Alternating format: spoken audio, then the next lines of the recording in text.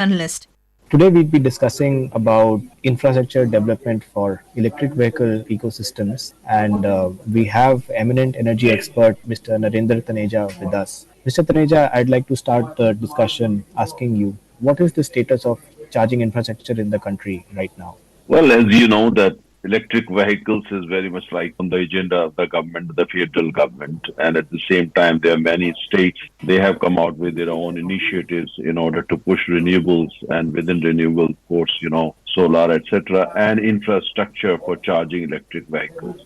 In India, when you look around, there are basically two streams. One is, of course, the government of India controlled companies which are pushing for it. And that includes companies like Indian Oil, Bharat Petroleum, and several others, which are in the conventional energy sector, but they have now also decided to diversify into electric infrastructure for electric vehicles. And secondly, you also have number of other people, and including the private sector and some private initiatives working in the same direction. It's all very, very early days, to be honest. But the good thing is that, it's fast catching up. If you look at electric vehicles in the total sales of cars in our country, it's still in the region of only 2%. But then it's growing fast. Now we see that, majority of car manufacturers are diversifying into electric vehicles. We also have some companies coming in from overseas in particular only to manufacture electric vehicles. And we have some Indian corporate houses diversifying into it.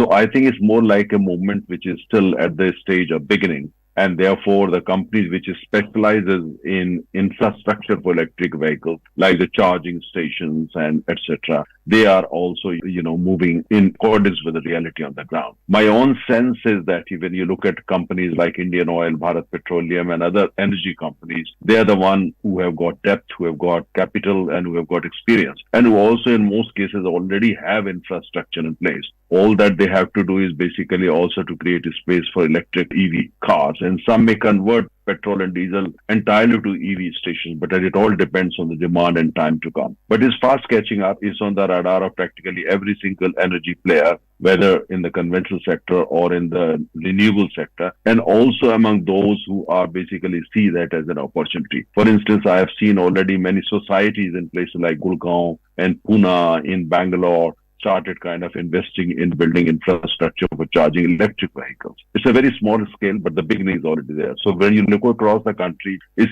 a sunrise area, where people have started working on it. But as I said, the total share of EVs is still rather small. And of course, when it comes to infrastructure for EVs, that would be built in accordance with the demand. When we hear what Finance Minister Nirmala Sitharaman has said in her interim budget speech, I'd like to quote from it. She said, "Our government will expand and strengthen the e-vehicle ecosystem by supporting manufacturing and charging infrastructure." How should potential buyers of electric vehicles interpret this statement? When can we expect more from the government on whether they'll be allocating more money or there will be more public-private participation in this sphere? If you look at the statement of the finance minister on the floor of parliament, that's more to do with the direction of the government. The government already the last 2 years, if you see statements coming from Mr. Gadkari and some of the officials from his ministry, they had been kind of talking about electric vehicles already for 4 or 5 years.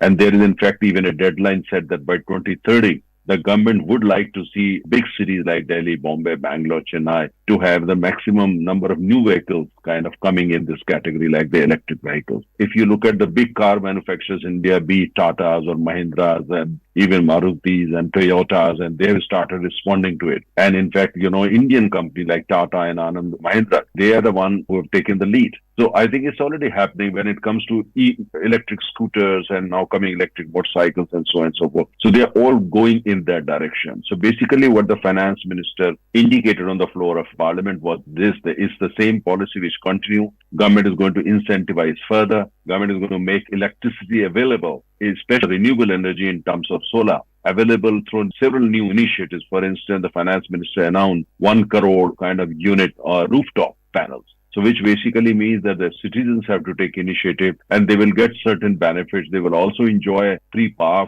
of a certain amount. and they will also get financial incentives. So the whole idea is basically to produce electricity using solar panels, etc., on the rooftop or over field in the rural area, or by setting up distributed power centers in terms of solar, etc. This is basically a policy push. But at the end of the day, my own sense is that, when it comes to infrastructure for charging electric vehicles, is going to come from big energy companies such as Indian Oil, Bharat Petroleum, in the private sector, companies like Reliance and many others in time to come. And in the private sector, you will see a lot of partnership with the public sector, but at the same time, many initiatives. I think is going to develop charging electric vehicles is soon going to develop. It may not be part of the policies, but when I look at other countries, I think it's soon going to grow into kind of cottage industry where you have big players, on highways and the main kind of roads by big companies such as Indian Oil, Bharat Petroleum, ONGC, and many others. But at the same time, when it comes to rural areas, semi-urban areas, and in the lanes and the by lanes and in societies and so on and so forth, I think that probably will be taken care of by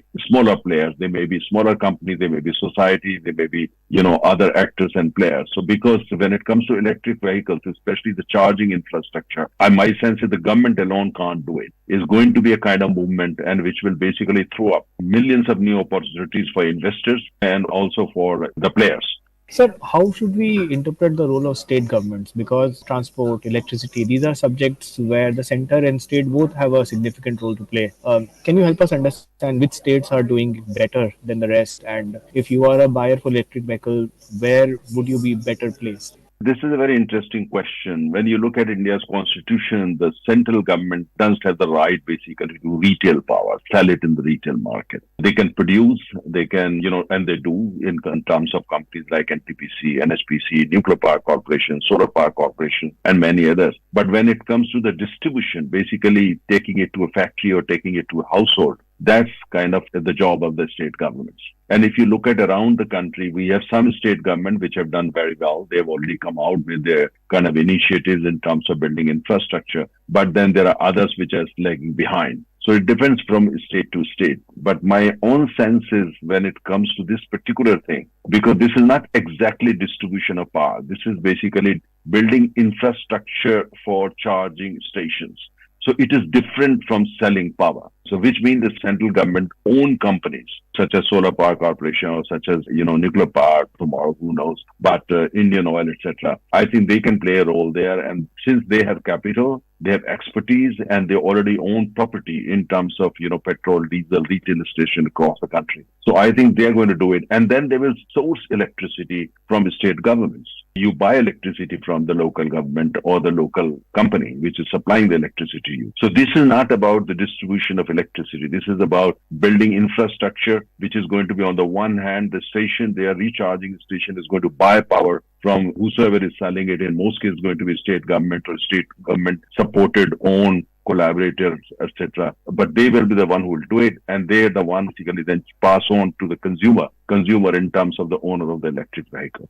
So it's a very different model. This is a new, different age. Therefore, it's going to be a very different kind of construct. But let's not forget one. If you look at the history of cars to the begin with, initially the majority of cars actually were EVs. They used to run on electricity in New York and many other Boston, many other parts of the United States. So we are basically now going back to the same. In time to come, majority of our cars are going to be electric vehicles. But that's again would be a part of the transition. Eventually, probably we are going to go for hydrogen cars, which are going to run on hydrogen cells, which are going to be 100% eco-friendly. India, in terms of policy push, in terms of building policy infrastructure together with state governments, I think we are moving at the right pace. Mr. Taneja, one of the biggest concerns that electric vehicle buyers and people who are a bit skeptical of the electric vehicle ecosystem is about range anxiety. They don't find charging stations as easily, and they also feel that if you go on a long distance, maybe intercity, then it will be really difficult to find a charging station when you really need one. Government has been talking about green highways to address this. Can you help us understand how much progress has been made over there?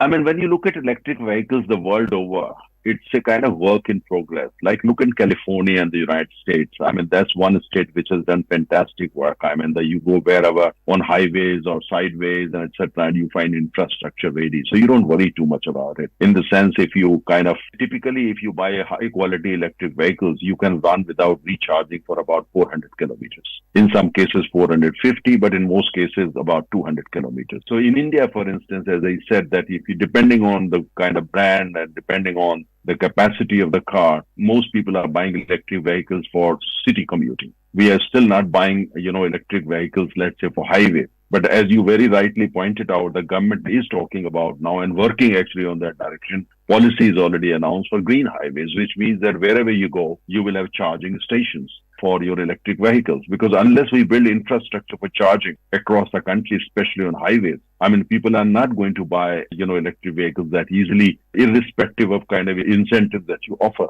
So therefore, I think the government has already announced and made majority of state governments, especially governments like in Tamil Nadu, in Gujarat, in Maharashtra, in Karnataka, they are kind of already announced some initiatives, which are very attractive ones. And other states are simply in the process of following them, including Uttar Pradesh. Only a matter of time because it depends. Initially, you will recall the Indian car manufacturers were very reluctant to diversify into electric vehicles because they were saying they wanted incentive from the government, they wanted tax concessions, they wanted government to exempt them from excise duty. They wanted customers to be exempted from GST and so on and so forth, which many countries have done in the West. But I think government has been very clear that they will offer some incentives to car manufacturers and along the way to others in terms of power supply and all that. So you can see that this has already started getting a traction now. If you go out on the road, you find many people using electric vehicles. In fact, in Delhi and a couple of other cities, you have now Uber kind of taxi services run entirely by EV fleet. So which is a very attractive. Even in Europe, you don't find that. But in India and Delhi, we have a kind of taxi fleet which made up 100% EVs. So I think we are already moving in that direction. But as I said, that as, infrastructure,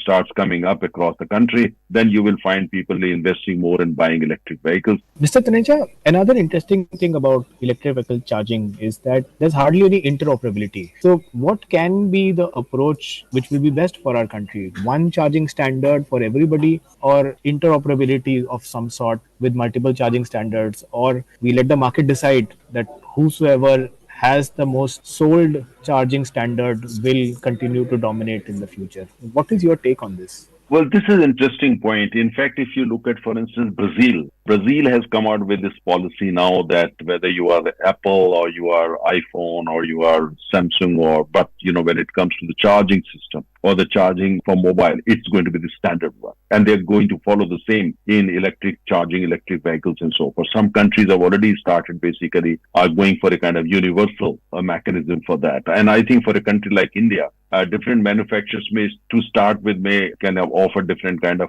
options. But I think eventually big companies like Indian Oil, Bharat Petroleum, Solar Power Corporation, and many others, you're going to see that they're going to insist that it has to be a kind of one model. So you may manufacture your car may call BMW or Hyundai or Daewoo or Tata or whatever. But when it comes to the charging point, it has to be kind of uniform. There are already discussions on that so that, the customers, whole idea is that to make, to attract people into buying electric vehicles. And how do you do that if you've got kind of variations like that, or some people may call them problems like that? So the government is already working on it, and the industry actually is already working on it. Let's not forget one thing. The government came out with an announcement on electric vehicles. The response from majority of car manufacturers in India was lukewarm. They say, it's not possible. I mean, why are you rushing? And the same for conventional, energy companies like Indian or Bharat Petroleum. They were reluctant because they were doing so well in, selling petrol, diesel, kerosene, turbine fuel, so on and so forth. So, but now what we have seen is the last 3 years, the mood has changed completely. And now they have become proactive. So I think it has changed completely because the government was very clear on that we have signed the climate deal. We are part of the global community. We are a densely populated country. We want to kind of make sure the quality of air is good. And therefore, we have no option but to move in the direction of electric vehicles for cars and two-wheelers and so on and forth. And eventually for trucks, but that's going to be more hydrogen in time to come. So I think once the government intent was made very clear. Thank you so much for your insights. Thank you very much. You were listening to a discussion on infrastructure development for electric vehicle ecosystem. The participants were Narendra Taneja, energy expert, and Twesh Mishra, journalist. This program was produced and presented by the News Services Division of Akashvani. You can listen to it on our mobile app News on AIR. This program is also available on our YouTube channel News on AIR Official.